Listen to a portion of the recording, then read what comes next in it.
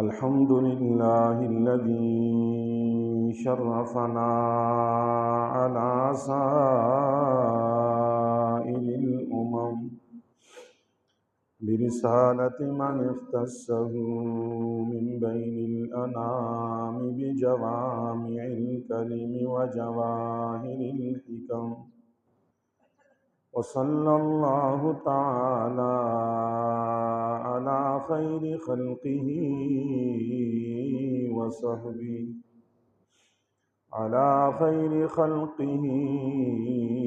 وصحبه وبارك وسلم.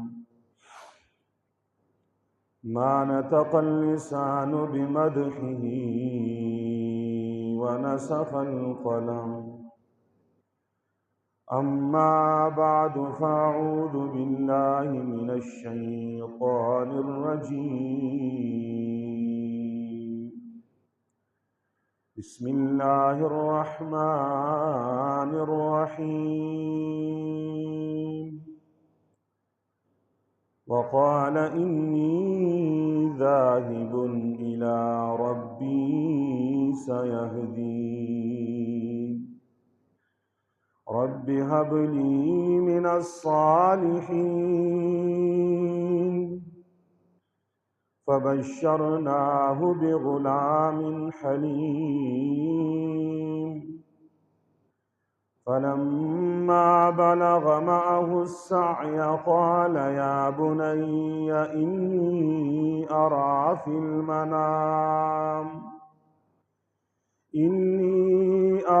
في المنام أني أذبحك فانظر ماذا ترى. قال يا أبت افعل ما تؤمر ستجدني إن شاء الله من الصابرين. فلما أسلما وتله للجبين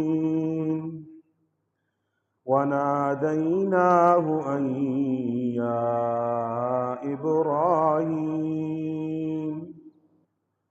قد صدقت الرؤيا إنا كذلك نجزي المحسنين.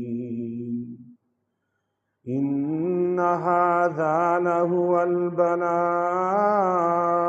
المبين. وفديناه بذبح عظيم وتركنا عليه في الآخرين. سلام على إبراهيم كذلك نجزي المحسنين. إنه من عبادنا المؤمنين.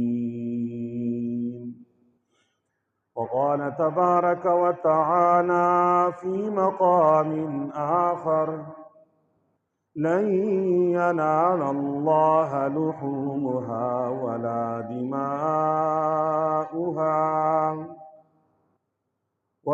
دماؤها ولكن يناله التقوى منكم.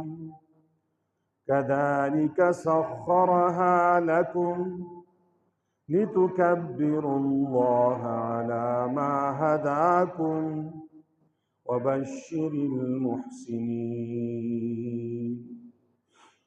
وعن عائشة رضي الله تعالى عنها أنها قالت قال رسول الله صلى الله عليه وسلم ما عمل ابن آدم من عمل يوم النحر أحب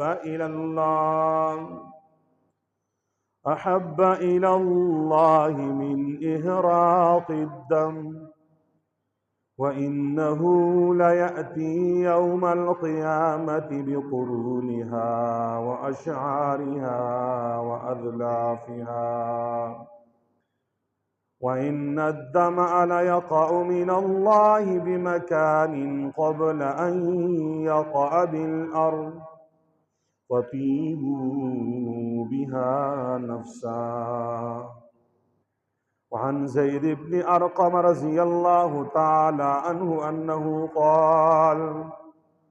قال أصحاب رسول الله صلى الله عليه وسلم: يا رسول الله صلى الله عليه وسلم، ما هذه الأزاهي؟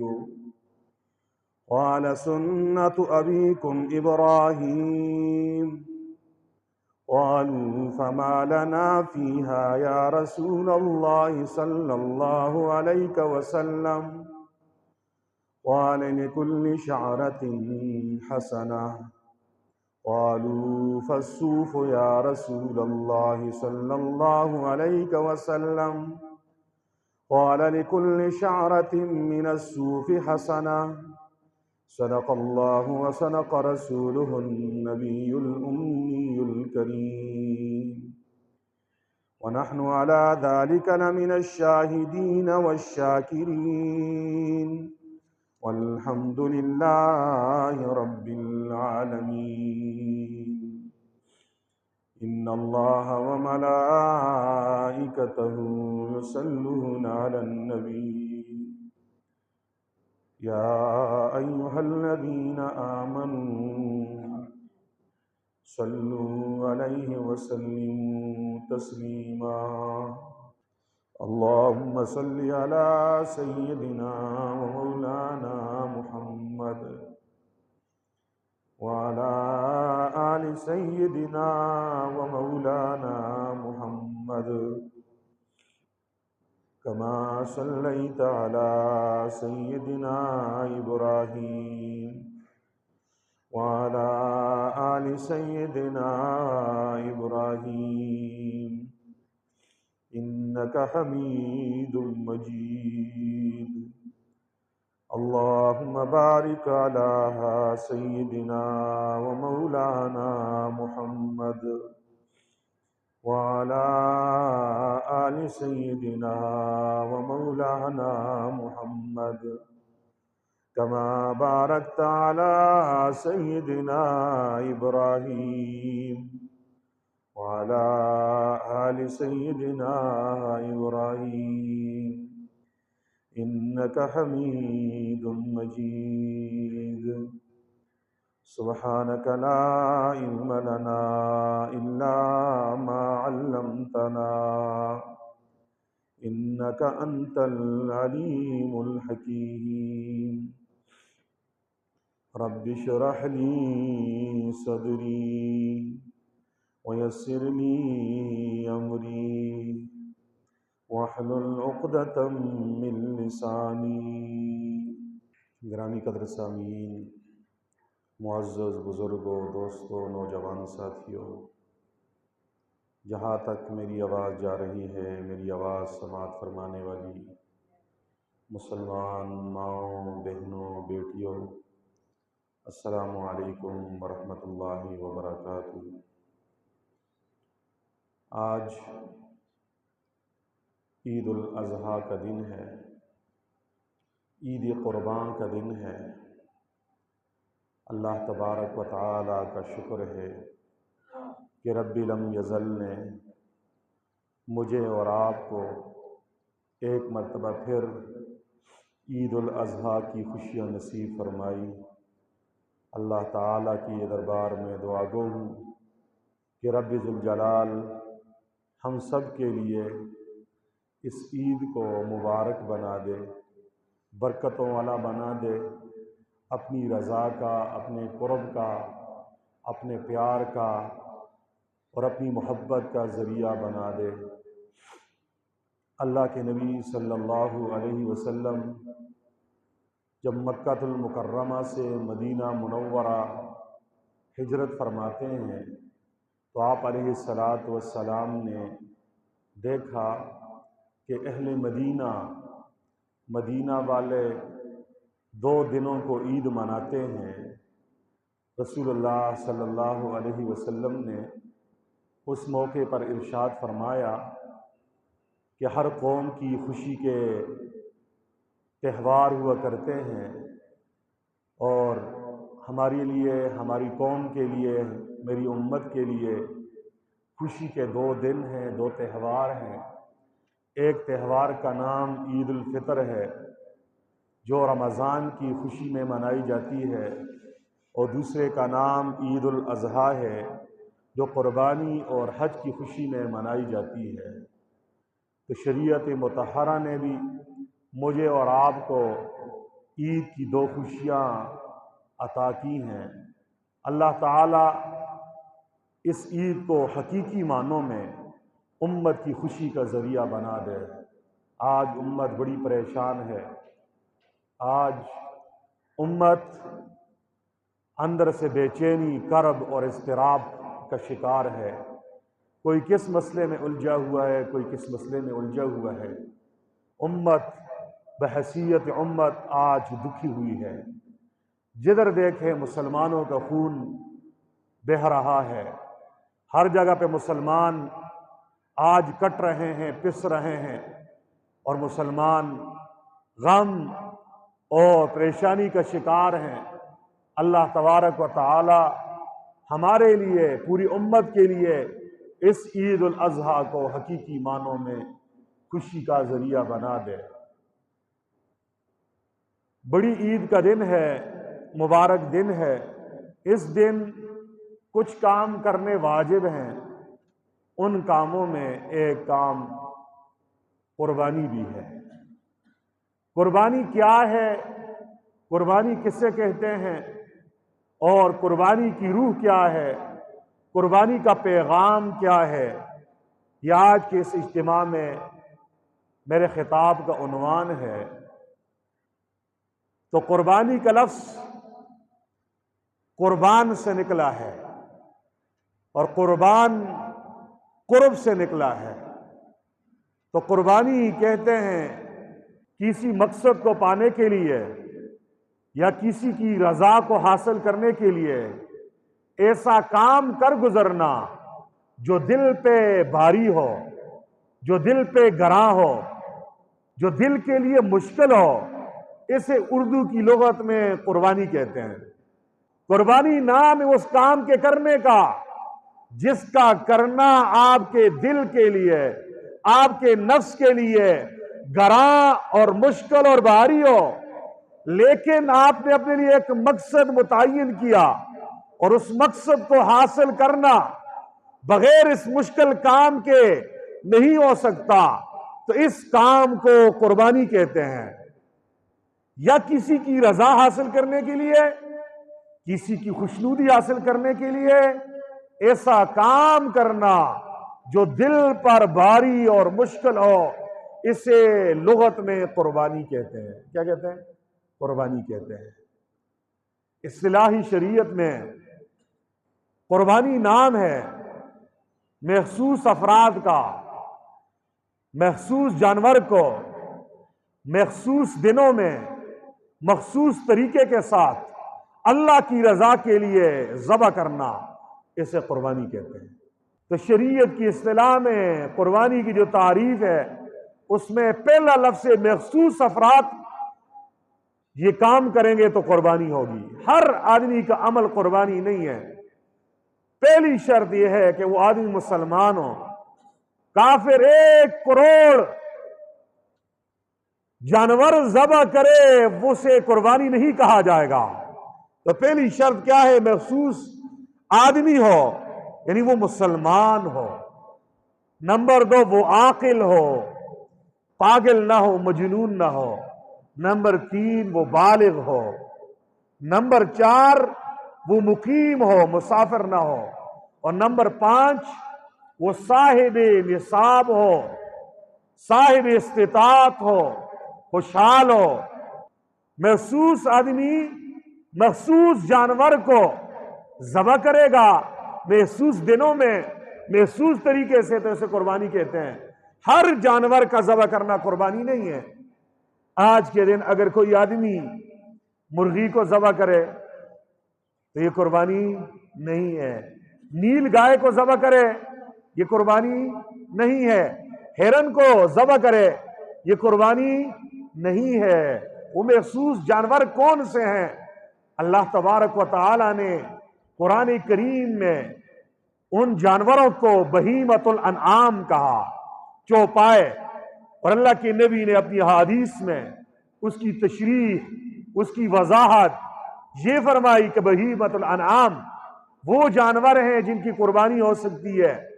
इनमें बैल है और गाय है, इसमें भैंस है और भैंसा है, और इसी में बकरा और बकरी है, और इसी में दुम्बा और दुम्बी है। ये जो जानवर हैं, गाय और बैल, भैंस और भैंसा, बकरी और बकरा, और दुम्बी और दुम्बा, इन जानवरों को महसूस जानवर कहते हैं। इन जानवरों को महसूस आदमी महसूस दिन में ज़बह करेगा अल्लाह की रजा के लिए। इस अमल का नाम क्या है? कुर्बानी है। क्या है? और ये जानवर क्या हो, कैसे हो? इनकी शराइत भी हैं कि उनकी उम्रें पूरी हो। बड़े जानवर गाय, बैल और इस तरह भैंस और भैंसा, उसकी उम्र 2 साल हो। बकरी, बकरा, उसकी उम्र 1 साल हो। दुम्बी, दुम्बा 6 महीनों का, जो 1 साल के दुम्बे के बराबर हो, उसकी कुर्बानी भी हो सकती है। तो ये उनकी उम्रों की शराइत है, वो मखसूस जानवर हो, और उस मखसूस जानवर में ऐब ना हो, ऐब ना हो। उस कुर्बानी करने वाले के अंदर भी ऐब ना हो, यानी उसका माल हराम का ना हो, उसका माल हराम का ना हो। अगर बकरे और बकरी, दुम्बा और दुम्बी, गाय और बैल, भैंस और भैंसे में आपने ऐब देखे, तलाश किया और ऐब से पाक कुर्बानी खरीदी, लेकिन अपने साथ जो शरीक आपने रखे हैं, जिनके साथ आप कुर्बानी में शरीक हैं, अगर उनमें ऐब है, जानवर में ऐब नहीं है, तो फिर भी कुर्बानी नहीं होगी। महसूस आदमी हो तो इन उसका माल हराम ना हो, वो सूदी कारोबार करने वाला ना हो, वो रिश्वत लेकर अपना बैंक बैलेंस बनाने वाला ना हो, वो अपनी ड्यूटी के अंदर डंडी मारने वाला ना हो, वो करप्शन करने वाला ना हो। चाहे सरकारी मुलाजिम हो या चाहे प्राइवेट मुलाजिम हो, अगर उसकी आमदनी हराम है, अपनी पूरी सलाहियत नहीं लगा रहा या अपना पूरा वक्त नहीं लगा रहा, काम चोरी कर रहा है और पैसे इसने कमाए और 2 लाख, 3 लाख, 5 लाख, बल्कि करोड़ का अगर जानवर खरीदे तो इसकी कुर्बानी नहीं होगी। जानवर में ऐब हम ढूंढते हैं और कि ऐब से पाक हो, लेकिन बहुत कम मैंने देखे हैं जो अपने शुराका के अंदर ये देखते हैं कि इस आदमी के अंदर ऐब ना हो, यानी इसका माल हराम का ना हो। हराम है। आजकल लोग कहते हैं जी नाई के साथ कुर्बानी नहीं होती, सिर्फ नाई बेचारों को इन्होंने गुनाहगार करार दिया कि ये मुजरिम है, इसकी कमाई हराम है, ये दाढ़ी मुंडाने वाले हैं, हाँ जी ये हुजूर की सुन्नतों पे छुरा फेरने वाले हैं, तो इनकी आमदनी हराम है। लेकिन जरा अपने गिरबानी जाग, सिर्फ नाई की आमदनी हराम नहीं है, अपने अंदर भी देख तेरी आमदनी क्या है। तू तनहा जितनी ले रहा है, जिस काम की ले रहा है, तो वो काम 100% अमानत दयानत के साथ अपनी पूरी सलाहियत लगा के कर रहा है या नहीं कर रहा? क्या अपने मालिक के साथ और अपने अफसर के साथ तू 2 नंबरी तो नहीं कर रहा, करप्शन तो नहीं कर रहा?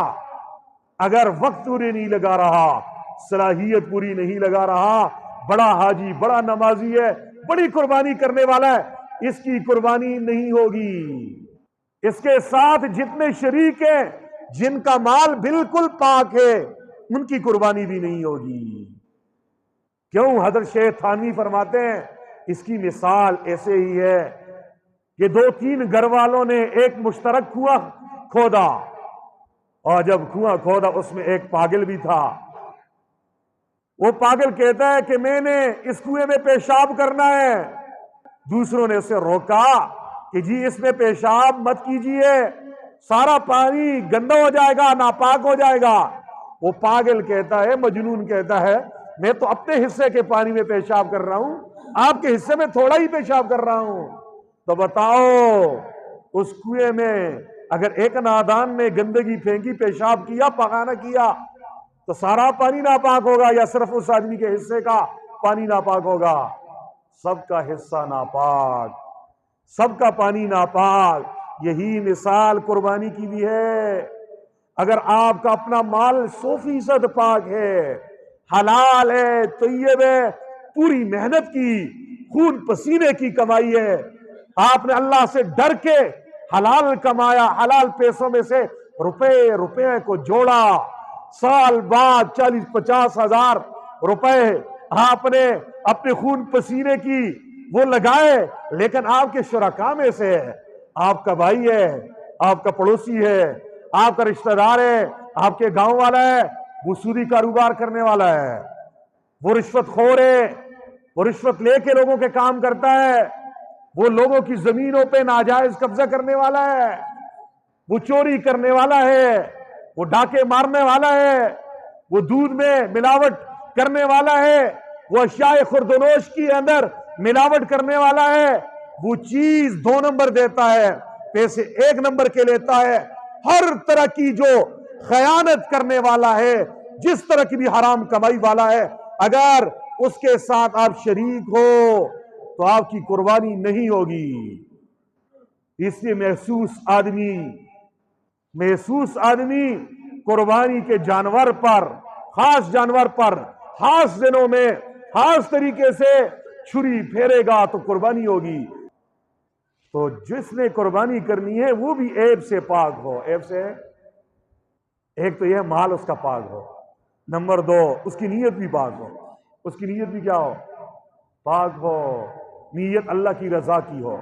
اگر کسی کی نیت گوشت کی ہے، جی گوشت آئے گا اور ہم کباب بنائیں گے، تکے بنائیں گے، مزے کریں گے، موجے اڑائیں گے، اور باقیوں کی 6 آدمیوں کی نیت وہ اللہ کی رضا کی ہے، ایک کی نیت میں فطور ہے، سب کی قربانی ضائع ہو جائے گی۔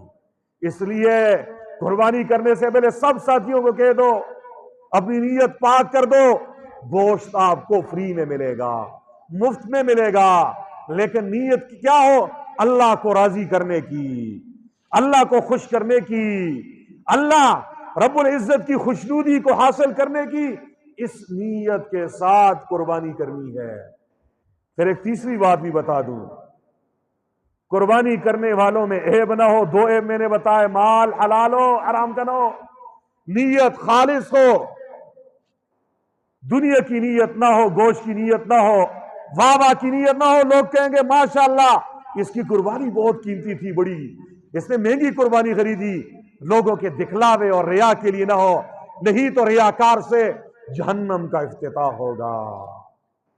ہاں، لاکھوں کروڑوں روپے لگانے والے ایسے ہوں گے جنہوں نے ریا کے لیے مال خرچ کیا، جہنم کا افتتاح اس ریاکار سخی سے ہوگا، اس ریاکار مولوی سے ہوگا، اس ریاکار مجاہد سے ہوگا، جنہوں نے یہ نیکی کے کام اللہ کو راضی کرنے کے لیے نہیں کیے۔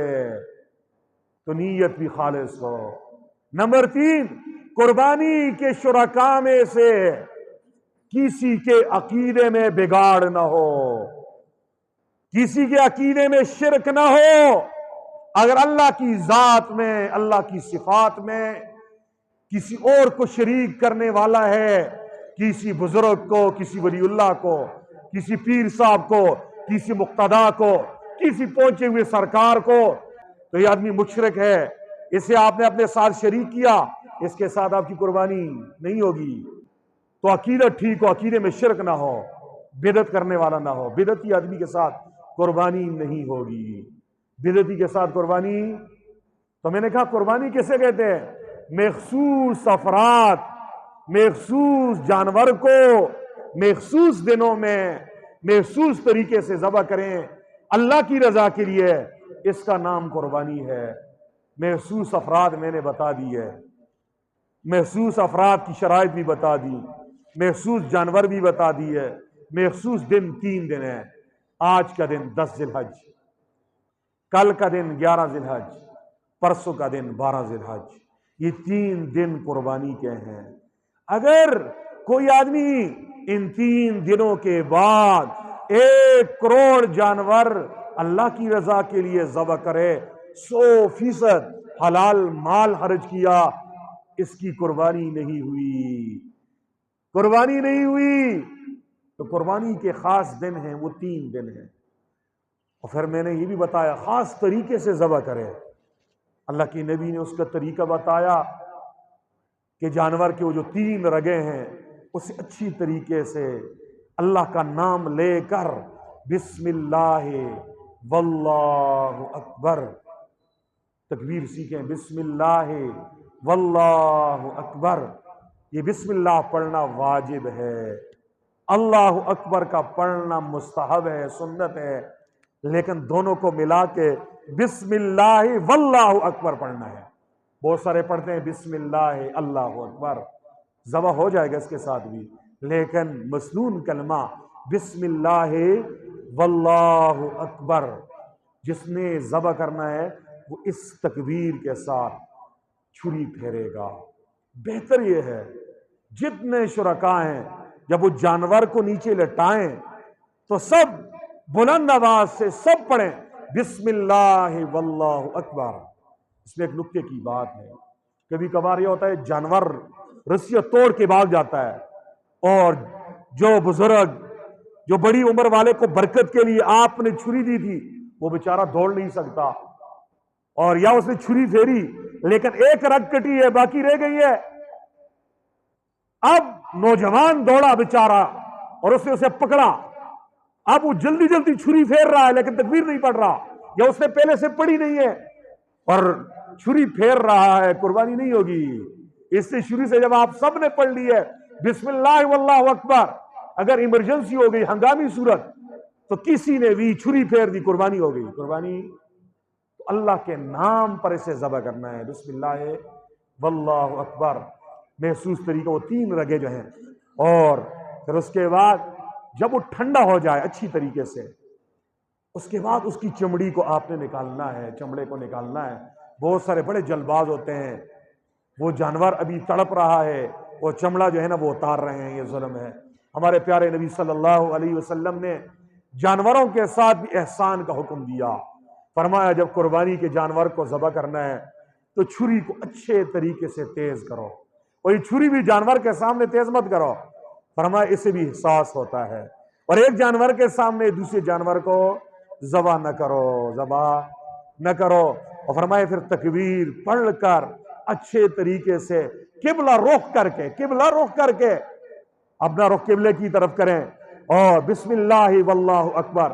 اور مستحب یہ ہے اس سے پہلے یہ دعا بھی پڑھیں، حضور نبی کریم صلی اللہ علیہ وسلم جب قربانی کے جانور کو لٹاتے تو اللہ کے نبی صلی اللہ علیہ وسلم قبلے کی طرف رخ کر کے چھری پھیرتے اور بسم اللہ واللہ اکبر یہ پڑھتے، اور اس سے پہلے یہ بھی پڑھتے انی وجہت وجہیہ للذی فطر السماوات والارض حنیفا وما انا من المشرکین قل ان صلاتي ونسكي ومحياي ومماتي لله رب العالمین لا شریک له وبذلک امرت وانا من المسلمین۔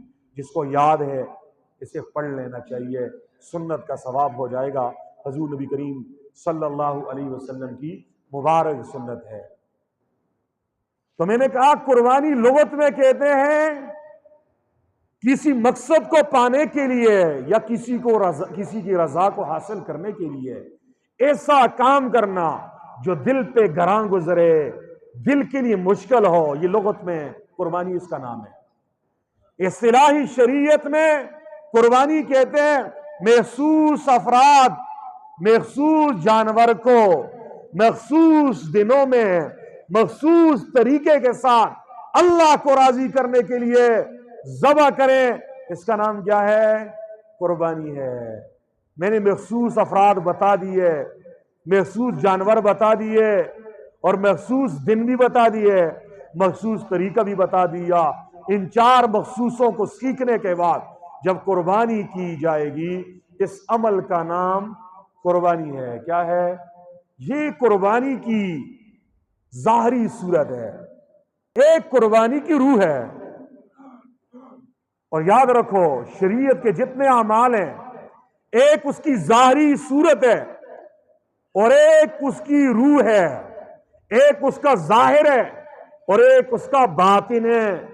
یاد رکھو، ظاہر کو بنانا بھی ضروری ہے اور باطن پہ محنت کرنا بھی ضروری ہے، صورت کو حاصل کرنا بھی ضروری ہے اور روح کو حاصل کرنا بھی ضروری ہے۔ جیسے ایک میرے اور آپ کی صورت ہے اور ایک ہمارے اندر روح ہے، روح نکل گئی تو ہمیں مردہ کہا جاتا ہے، روح جسم میں آ گئی زندہ کہا جاتا ہے۔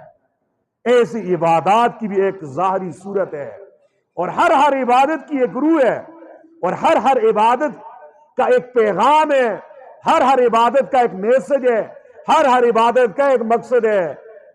تو ہم نے ہر عبادت کی صورت کو بھی بنانا ہے اور اس کی روح کو بھی حاصل کرنا ہے۔ نماز کی صورت کیا ہے؟ نماز نام ارکان مخصوصہ کا، قیام، قرات، رکوع، سجدہ، قاعدہ خیرہ، یہ جو سٹرکچر ہے نماز کی، اس کی صورت ہے۔ ہاتھ اٹھاتے ہیں، سبحانک اللہم پڑھتے ہیں، پھر فاتحہ پڑھتے ہیں، پھر سورت پڑھتے ہیں، کھڑے ہو کے پڑھتے ہیں، پھر رکوع میں جاتے ہیں، پھر اس کے بعد ہم قوما کرتے ہیں، پھر سجدے میں جاتے ہیں، پھر جلسہ کرتے ہیں، دوسرا سجدہ کرتے ہیں، اس طرح پوری نماز پوری کرتے ہیں۔ یہ نماز کی صورت ہے اور نماز کی ایک روح بھی ہے۔ وہ روح کیا ہے؟ نماز کی روح ہے عاجزی اور انکساری۔ نماز کی روح ہے عاجزی اور انکساری۔ نماز کے ذریعے اللہ تبارک و تعالی ہمارے اندر عاجزی اور انکساری پیدا کرنا چاہتے ہیں۔ یہی وجہ ہے نماز میں بہت عاجزی ہے، لیکن ہمیں پتہ نہیں، ہم اللہ کے دربار میں کھڑے ہیں، حقیقی بادشاہ کے دربار میں کھڑے ہیں، ہاتھ باندھ کے کھڑے ہیں، غلاموں کی طرح کھڑے ہیں، سر جھکا کے کھڑے ہیں، پھر جھک کے رکوع میں پڑھتے ہیں سبحان ربی العظیم، میرا رب پاک ہے، بڑا عظیم ہے، پھر سمع اللہ لمن حمدہ۔ ہاں، اللہ نے سن لیا جس نے اللہ کی حمد و ثنا کی، ہم کہ ربنا لک الحمد، اے ہمارے رب ساری تعریفیں، بھلائیاں، ساری حمد و ثنا آپ ہی کے لیے ہے۔ پھر ہم پڑھتے اللہ اکبر، اے اللہ آپ سب سے بڑے ہیں، ہم سب سے چھوٹے ہیں۔ سب سے عزت والی جگہ اپنی ماتھے کو، اپنے جبین کو، جسے ہم باپ کے سامنے نہیں جھکاتے، ماں کے سامنے بھی نہیں جھکاتے، استاد کے سامنے بھی سجدہ نہیں کر سکتے، پیر صاحب کے سامنے، حتیٰ کہ پیغمبر کے سامنے بھی اس سر کو جھکانا، سجدہ کرنا حرام ہے۔ یہی انسان جو باہر بڑا چودھری بنا تھا، بڑا لینڈ لارڈ بنا تھا، اس کی گردن میں سریا تھا، تکبر سے بھرا ہوا تھا، نماز میں آیا، وضو کر کے آیا، پاک ہو کے آیا، پاک کپڑے پہن کے آیا، رب کے سامنے کھڑے ہو کے ہاتھ باندھے، اللہ کی تعریف بیان کی، پھر رکوع کیا، پھر سجدے میں گیا، ذلت کی انتہا ہو گئی، عاجزی کی انتہا ہو گئی، انکساری کی انتہا ہو گئی۔ یہی نماز کی روح ہے۔ ایک نماز کی صورت، ایک نماز کی روح ہے۔ افسوس، ہم نماز پڑھتے ہیں، پتہ نہیں ہے نماز کے ذریعے اللہ ہمارے اندر کون سی صفت پیدا کرنا چاہتے ہیں، اللہ نماز کے ذریعے ہمیں کیا دینا چاہتے ہیں۔ اگر نماز پڑھنے کے بعد بھی باہر نکلے تکبر کے بول رہے ہیں، آپ کے انا اور ضد کوٹ کوٹ کے بھری ہوئی ہے، آپ نے نماز نہیں پڑھی، آپ نے اٹھک بیٹھک کی ہے، آپ نے ورزش کی ہے۔ ہاں، یہی ہر عبادت کے اندر صورت بھی ہے اور اس کی روح بھی ہے۔ روزے کی صورت کیا ہے؟ صبح صادق سے لے کر غروب آفتاب تک کھانے پینے اور جنسی خواہشات سے رکنا، یہ روزے کی صورت ہے، ایک روزے کی روح ہے۔ اس روکنے کے ذریعے اللہ ہمارے اندر ایک روح ڈالنا چاہتے ہیں، ایک صفت پیدا کرنا چاہتے ہیں۔ وہ کیا ہے؟ قوت بہمیہ، نفسانی قوت کو، نفس کی پاور کو کم کرنا ہے اور روح کی پاور کو بڑھانا ہے، ہماری روح طاقتور ہو جائے، ہمارا نفس کمزور ہو جائے۔ اور یاد رکھو ان النفس لامارۃ بالسوء، سورہ یوسف میں ہر نفس انسان کو برائی کا حکم دیتا ہے۔ روزے کے ذریعے نفس کے تقاضوں پر پابندی لگ گئی نفس چاہتا ہے کھانا کھاؤں، رب چاہتے مت کھا، نفس چاہتا ہے حلال بیوی کے ساتھ میں لذت حاصل کروں، رب چاہتا ہے نہیں، نفس کے تقاضے کو دبایا، رب کی چاہت کو بڑھایا، اس کے ذریعے کیا ہو گئی؟ آپ کی قوت بہانیہ، آپ کی حیوانی قوت، آپ کی نفسانی قوت کمزور ہو گئی اور آپ کی روحانی قوت بڑھ گئی۔ یہ روزے کی روح ہے۔ تو قربانی کی روح کیا ہے مسلمانوں جو آج ہم ذبح کریں گے؟ تو قربانی کی ایک صورت ہے اور ایک قربانی کی روح ہے، دونوں سیکھنے ہیں، ظاہر بھی بنانا ہے، باطن بھی بنانا ہے، ظاہر پہ بھی محنت کرنی ہے، باطن بھی محنت کرنی ہے۔ آج ہم سب نے ظاہر پہ محنت کر کے آئے ہیں، نئے کپڑے پہن کے آئے ہیں، غسل کر کے آئے ہیں، خوشبو لگا کے آئے ہیں، تیل لگا کے آئے ہیں، ہاں بن ٹھن کے آئے ہیں، یہ ظاہر کو سجایا۔ ایک ہمارا باطن ہے، اس کو بھی سجانا ہے۔ ایسے آج ایک ہم نے قربانی کی ظاہر کو بنایا ہے اور ایک قربانی کی روح کو بھی حاصل کرنا ہے۔ قربانی کی صورت کیا ہے؟ محسوس جانور کو اللہ کی رضا کے لیے اس کا خون بہانا۔ قربانی کی صورت وہ ہے خون بہانا۔ قربانی نام ہے جانور کے خون بہانے کا، یہ صورت ہے، لیکن اس خون بہانے کے ساتھ اللہ ہمیں کیا دینا چاہتے؟ روح کیا ہے؟ 1 کروڑ جانور ذبح کیے، قربانی کی روح حاصل نہیں کی، آپ کی قربانی قبول نہیں ہے۔ اور اللہ جل شانہ نے 2 ٹوک اعلان کیا ہے، لن ینال اللہ لحومها ولا دماؤها ولکن ینالہ التقوی منکم۔ فرمایا اللہ کو نہ ہی تمہارے قربانی کے جانوروں کا گوشت پہنچتا ہے نہ خون پہنچتا ہے۔ گوشت تم کھا لیتے ہو، خون جو ہے کھیتوں میں بیچ جاتا ہے اور ہڈیاں کتے کھا لیتے ہیں اور بال وغیرہ بھی نیچے گر جاتے ہیں۔ وَلَٰكِن يَنَالُهُ التَّقْوَىٰ مِنكُمْ، لیکن اللہ کو کیا پہنچتا ہے؟ وہ تمہارے دل کا تقوی پہنچتا ہے۔ تو قربانی کی روح وہ ہے تقوی، قربانی کی روح ہے اللہ کا محبت بڑا خوف، قربانی کی روح ہے اللہ کے ہر حکم کو ماننا اور اس کو پورا کرنا، یہ قربانی کی روح ہے۔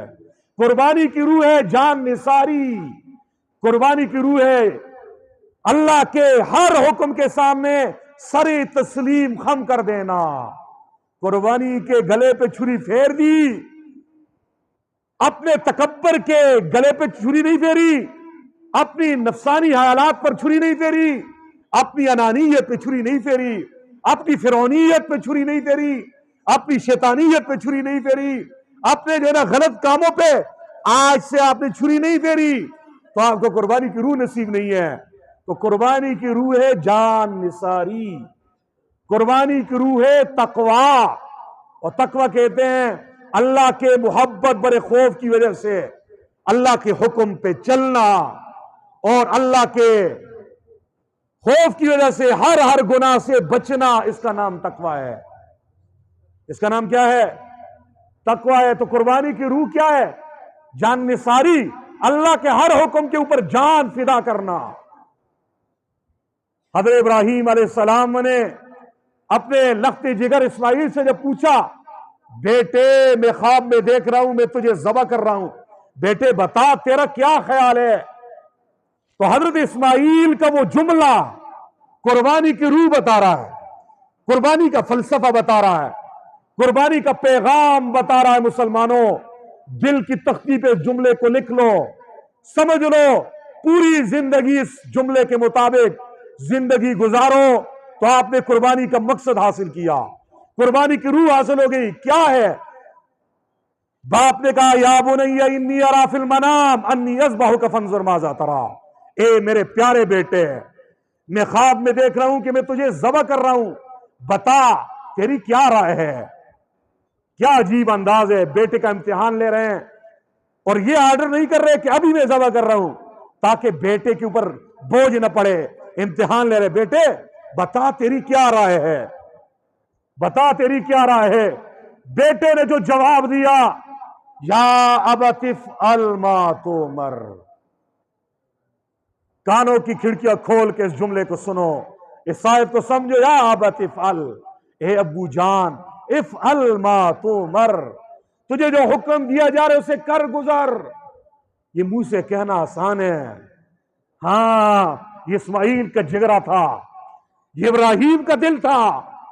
بیٹے پر چھری پھیرنا بہت مشکل ہے۔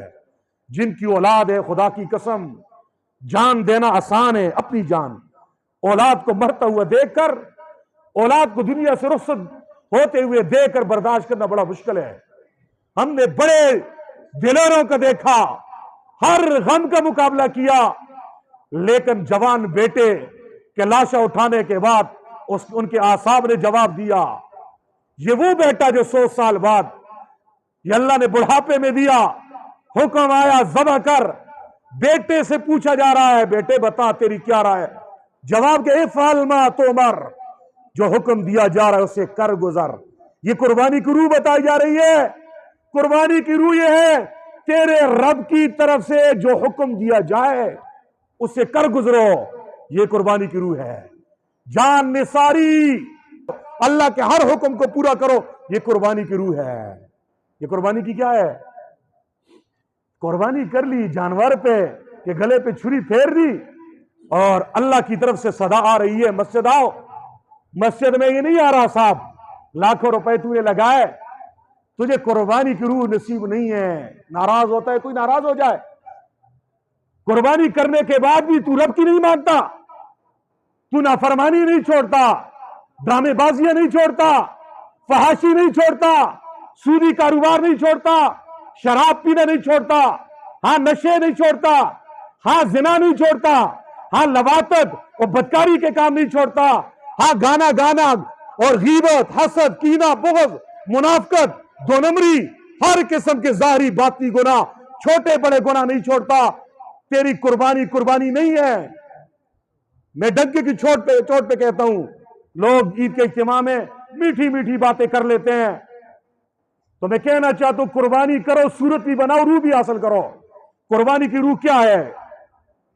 اللہ کے ہر حکم پہ چلنا اور اللہ کی ہر نافرمانی سے بچنا۔ اگر قربانی کرنے کے بعد تمہارے اندر یہ جو ہے نا صفت پیدا ہو گئی، یہ دولت مل گئی، مبارک ہو، قربانی ہو گئی، اور اللہ قربانی کے ذریعے تمہیں یہ دینا چاہتا ہے۔ جب تمہاری قربانی کے بعد یہ تمہیں نہیں ملی یہ دولت، سمجھ جاؤ دال میں کالا کالا ہے۔ اگر آج قربانی کے بعد تمہاری ایمانی کیفیت، تمہارے اعمال کی کیفیت، تمہارے اخلاق کی کیفیت وہ بڑی نہیں ہے تو تمہاری قربانی نہیں ہوئی۔ تو اس لیے قربانی کی صورت پہ بھی محنت کرنی۔ اچھی قربانی آپ لوگوں نے خریدی ہوگی، جیسے خوبصورت بکرا خریدا، خوبصورت بیل گائے خریدی، ایسے ہی آج کے بعد اس پیارے رب کے ہر حکم کے اوپر جان قربان کرنے کی بات آئے، قربان کر دو۔